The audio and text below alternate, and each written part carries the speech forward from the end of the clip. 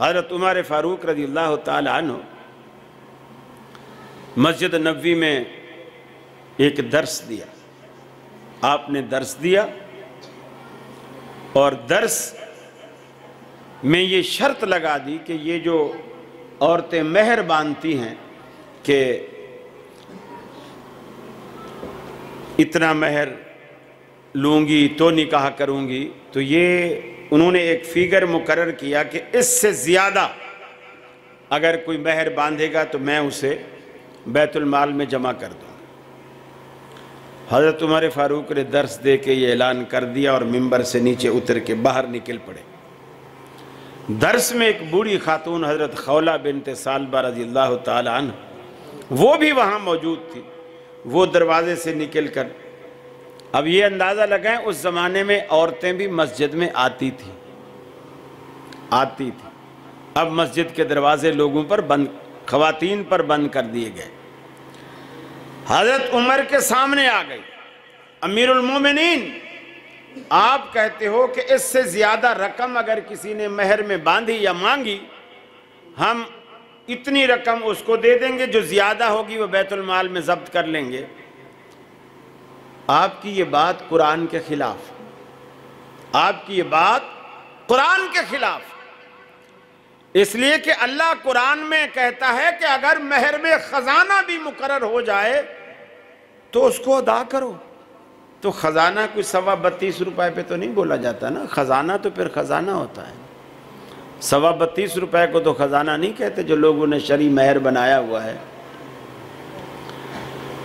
وہ خزانہ نہیں ہے. حضرت عمر کی سمجھ میں بات آ گئی. واپس مسجد میں آئے، واپس ممبر پہ بیٹھے. منادی والے کو کہا جو لوگ باہر نکل گئے ان کو واپس بلاؤ. اب دیکھو لوگ کیا کہیں گے. ایک مولوی آج اگر کوئی غلط مسئلہ بیان کر دے نا، اس کو حدیث دکھا دو، قرآن کی آیت دکھا دو، تو وہ لوگوں کے اکیلے میں شاید مان جائے، لیکن مجمع میں آپ اگر اس کو حدیث یا آیت دکھا دیں کہ جی جو مسئلہ آپ نے بیان کیا ہے وہ قرآن کے خلاف ہے، حدیث کے خلاف ہے، اس کی 100 تعویلیں کرے گا لیکن اپنی بات سے واپس نہیں مڑے گا.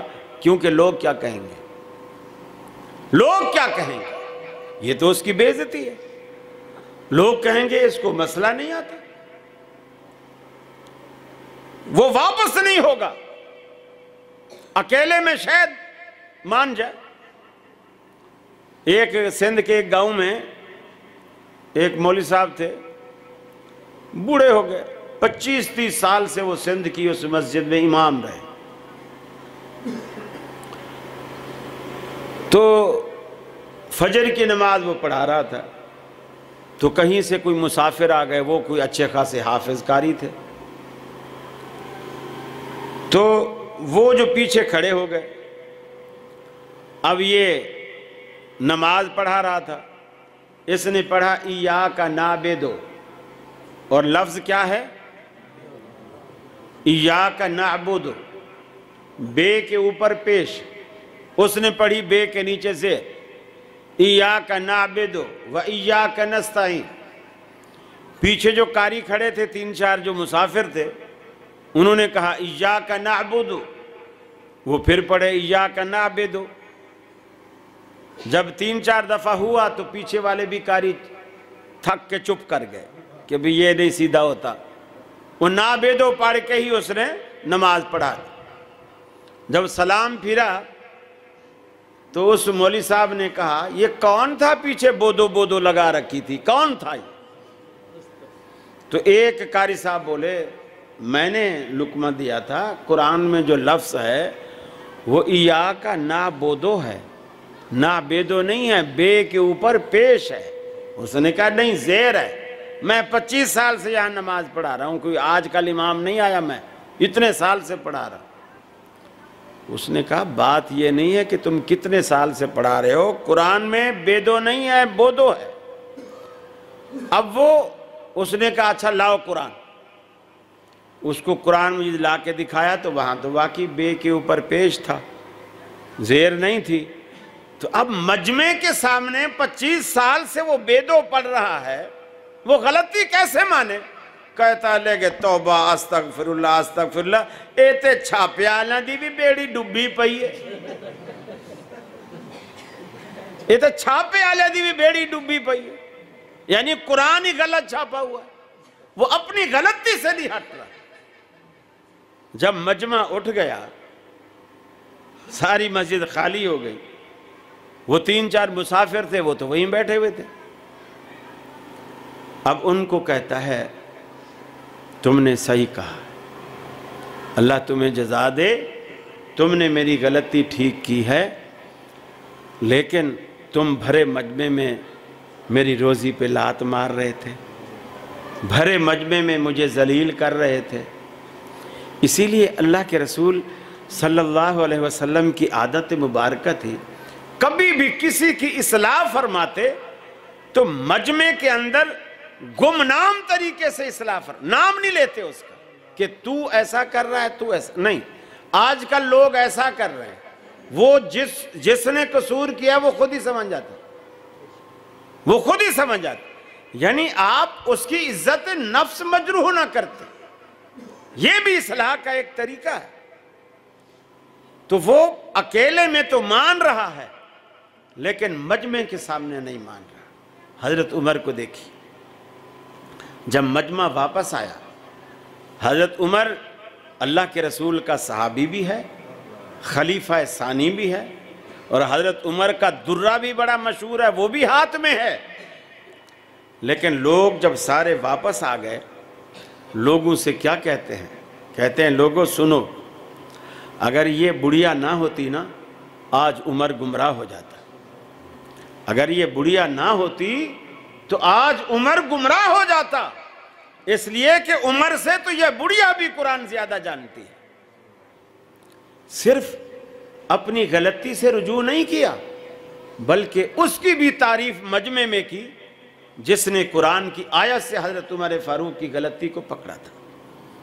صحابہ کرام نے کبھی آر محسوس نہیں کی کہ مجمع کیا کہے گا، لوگ کیا کہیں گے، لوگوں کو پتہ چلے گا تو میرا کیا ہوگا، میری عزت کا جنازہ نکل جائے گا، کبھی نہیں۔